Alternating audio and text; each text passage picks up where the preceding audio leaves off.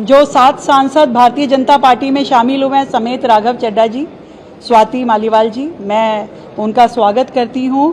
और देश हित में राष्ट्र निर्माण के लिए जितने ईमानदार हाथ जुड़े, जो कि सच में राष्ट्र प्रथम की भावना से जुड़े हों, नेशन फर्स्ट की भावना से जुड़े हैं, उतना बेहतर है।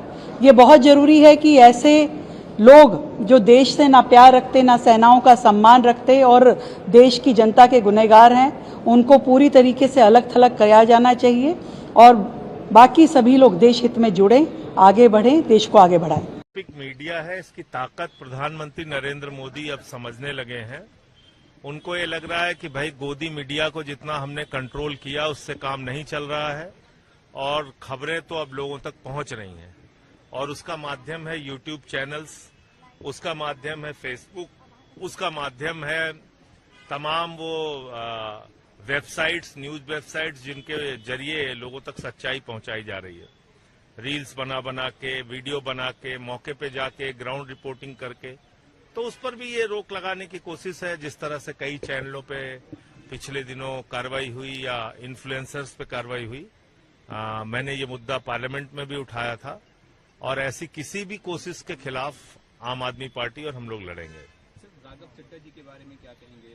आम आदमी पार्टी ने उनको एक नेता से हटाया है। अब उसकी उसके संबंध में जो पार्टी का निर्णय था वो राज्यसभा सचिवालय को अवगत करा दिया गया है। सर, देश के ताजा हालात पर क्या कहना? सरकार कह रही है सब कुछ ठीक है, लेकिन लोग पलायन कर रहे हैं दिल्ली से सिलेंडर। नहीं, लोग जानबूझ के गैस की लाइन में खड़े हैं घंटों घंटे, और प्रॉब्लम तो कोई है नहीं। पेट्रोल पंप पे जबरदस्ती जाके हल्ला कर रहे हैं लोग। इसका मतलब सबको या तो मिर्गी का दौरा पड़ रहा है या पागलपन का दौरा पड़ रहा है।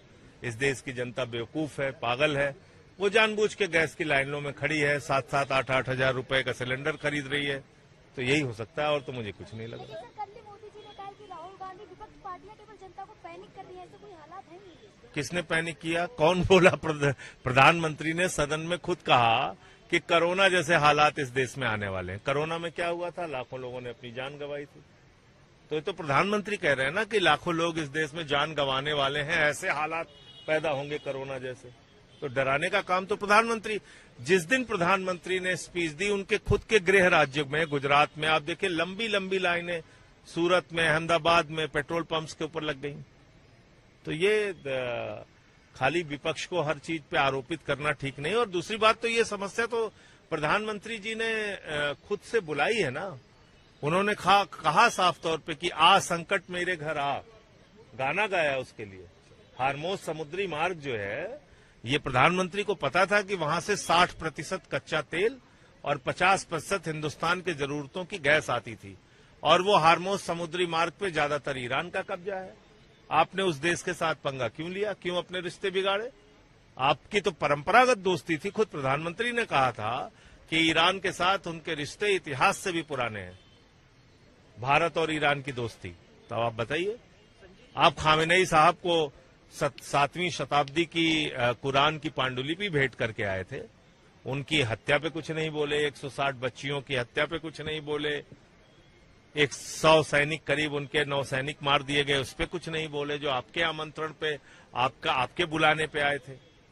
तो इसको क्या कहेंगे आप? सर, एचएस फुल्का सर कांग्रेस के नेता हैं, उन्होंने जो वेस्ट एशिया में क्राइसिस चल रहा है इसमें सरकार की क्रिएटिव हैंडलिंग की तारीफ की, सराहना की। अब आनंद शर्मा जी ने क्या टिप्पणी की है मैंने सुना नहीं है, लेकिन सराहना किस बात की कर रहे हैं मुझे नहीं मालूम। अभी तक कुल 4 जहाज वहां से निकल पाए हैं आपके।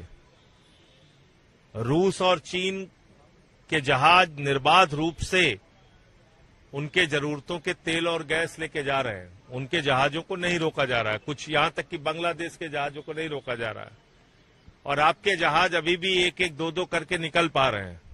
यहां लड्डू बांट रहे थे बीजेपी वाले कि मोदी जी ने देखिए तुरंत ईरान के राष्ट्रपति से बातचीत की, सारी समस्या का समाधान हो गया। करिए समाधान, हम भी तारीफ करेंगे आपकी, लेकिन ऐसे झूठ मत फैलाइए। आदमी पार्टी में थे तब तक ठीक थे, तो ये राघव चड्ढा भी तो थे आम आदमी पार्टी में, तब तक वो तो क्या कह रहे थे, हमें कोई ऐसा नहीं है जो हमें खरीद सकता, कोई ऐसा पैसा नहीं बना जो खरीद सकता। लेकिन किस तरीके से बिक गए। ये जनता की आवाज उठा रहे थे राघव चड्ढा, कहाँ चले गए?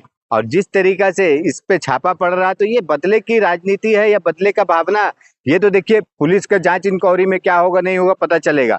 लेकिन बीजेपी आरएसएस का बनाया हुआ पार्टी है आम आदमी, और आम आदमी पार्टी जिस तरीके से अरविंद केजरीवाल अब चलाना चाह रहे हैं और उसको चला नहीं पा रहे हैं उस हिसाब से, तो इस तरीके से बीजेपी से अटैक हो रहा, फिर दोनों में आपस में टकराव हो रहा।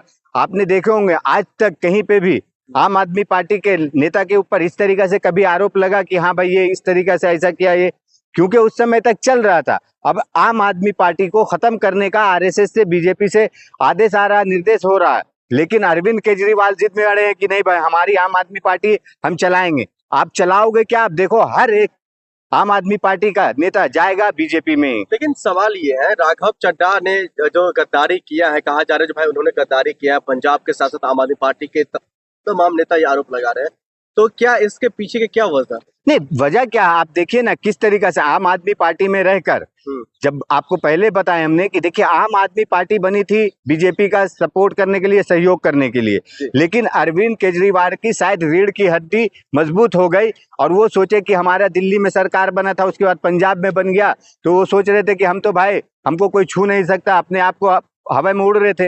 और आम आदमी पार्टी जिसने बनाया था बीजेपी आरएसएस ने, अब वो चाह रहे कि भाई हमारे अंदर विलय हो, और ये अरविंद केजरीवाल होने नहीं दे रहे। इस तरीका से भाई अब राघव चड्ढा 7 लोग को लेके गए, अभी पंजाब के कुछ सुनने में आ रहा, कुछ 40-50 एमएलए वो लोग भी तैयार है आने के लिए। तो इस तरीके से देखिए आम आदमी पार्टी का जो सपाया होने वाला फाइनल हो चुका है। लेकिन संजय सिंह लगातार जो है कभी उप राष्ट्रपति के पास जा रहे हैं, कभी जो है ओम बिरला साहब के पास जाने की बात कर रहे हैं, देख जो कहीं ना कहीं राघव चड्ढा समेत जो 7 लोग गए इसका सदस्यता रद्द हो। नहीं, देखिए सदस्यता रद्द होने की जो बात कर रहे हैं और संजय सिंह साहब जिस तरीके से कह रहे हैं, वो अपने जो तरीके से काम करना चाह रहे कर रहे हैं, लेकिन यही राघव चड्ढा आपको भी मालूम होगा कि ये दल बदलू वाले में किस तरीके से राज्यसभा में इसने आवाज उठाया था, तो आज वो कहाँ गया दल बदलू वाला कानून बनायागा। और यही अगर बन जाता तो क्या होता राघव चड्ढा के साथ। आज राघव चड्ढा जिस तरीके से अकेले नहीं गया, 7 लोग को लेके गया आम आदमी पार्टी के बीजेपी में, और भाई बीजेपी में आखिर किस तरीके से तुमको सरवाइव कर पाओगे और किस तरीके से बीजेपी में रह पाओगे।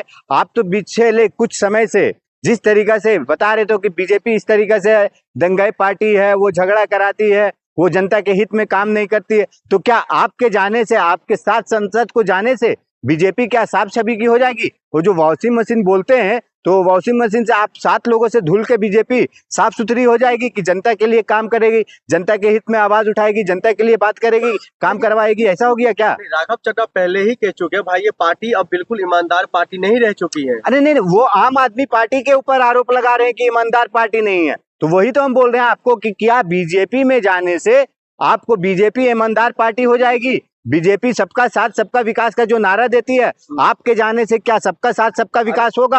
आपने जिस तरीका से